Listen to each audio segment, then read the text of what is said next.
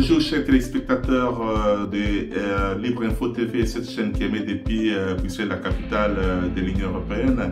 Aujourd'hui c'est samedi, nous essayons de vous parler de ce qui se passe dans le monde depuis la guerre de l'Ukraine jusqu'en Afrique, en République démocratique du Congo et puis en Angola.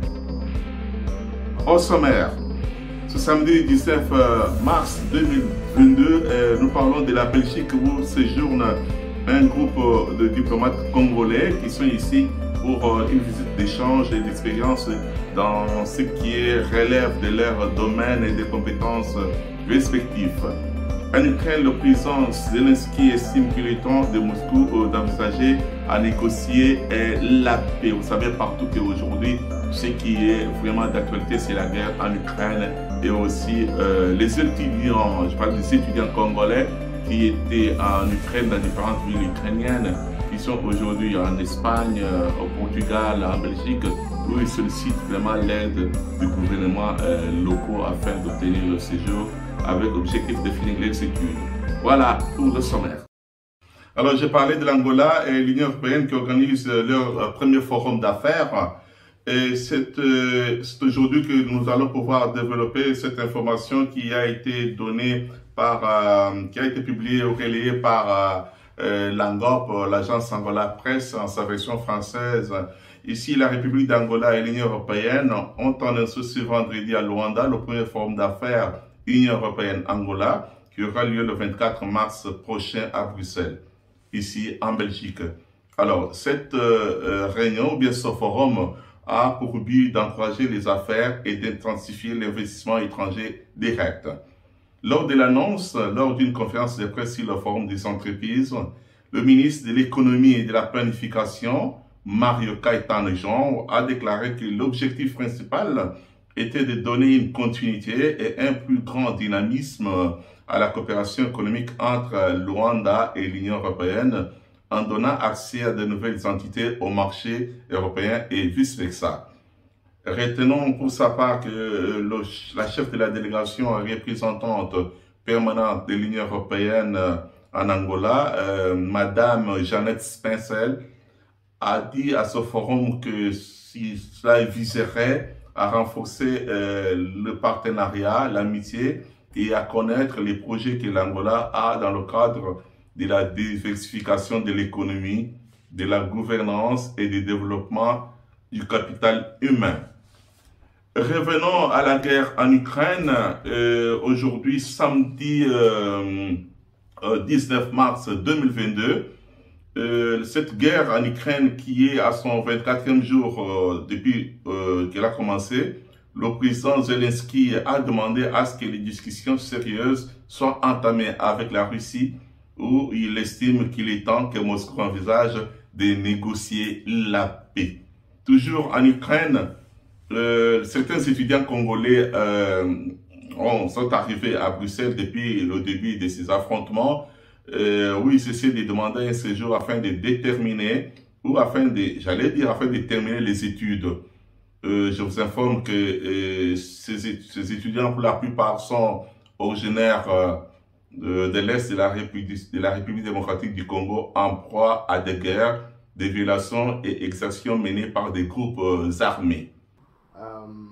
Je viens de l'Ukraine. En fait, j'étais à Ternopil, c'est là que je vivais. J'étudiais à l'Université nationale économique de Ternopil. Toujours en RDC, nous essayons de vous informer que le président Félix Tshisekedi Tshilombo a fait un séjour à Bruxelles pour des raisons de santé. Le chef de l'État congolais a regagné Kinshasa où sa population était venue en masse l'accueillir à l'aéroport international d'Ndjili sous une forte pluie qui est tombée le même jour. Félix Tshisekedi a achevé son séjour à Bruxelles.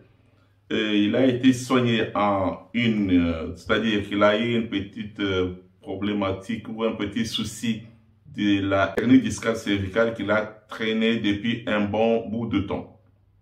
Je vous informe que Félix Tshisekedi a été accueilli par une foule de la population et des députés de l'Union sacrée qui sont membres de son gouvernement. Il est Aussi à noter que les diplomates congolais séjournent en Belgique, j'allais dire, depuis plus d'une semaine. C'est un groupe d'ambassadeurs de la République démocratique du Congo, accrédités dans différents pays, qui se trouvent depuis vendredi dernier à Bruxelles, en Belgique. Et ils sont venus pour un séjour d'échange d'idées, de partage sur fond politico-diplomatique et puis de ce qui relève de leurs compétences respectives. Il s'agit notamment des ambassadeurs Fidel Moula Jabinen, qui est accrédité en Afrique du Sud, de Gilbert Naya en Côte d'Ivoire et de John Nyakeru au Kenya. Séjourne également dans la capitale belge l'ambassadeur congolais aux États-Unis d'Amérique, Mateibo, son collègue de France, Madame Isabelle Tchombe, de l'ambassadeur de la RDC en Russie, Ivan Vangu, ainsi que celui du Royaume de Belgique, Christian Ndongala.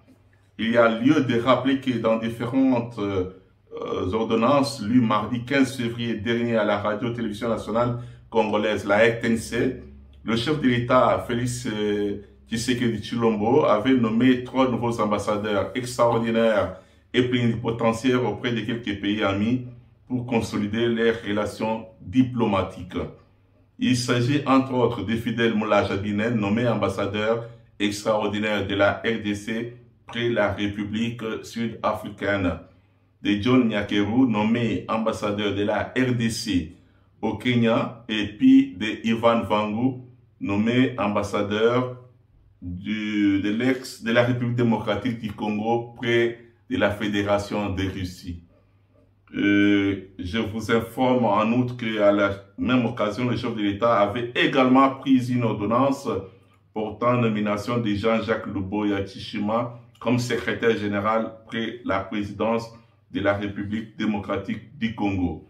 Et les ambassadeurs à peine accrédités ou à peine nommés ont continué le séjour en Belgique où ils ont été dernièrement visités le port d'Anvers ainsi que les usines de taillerie des diamants.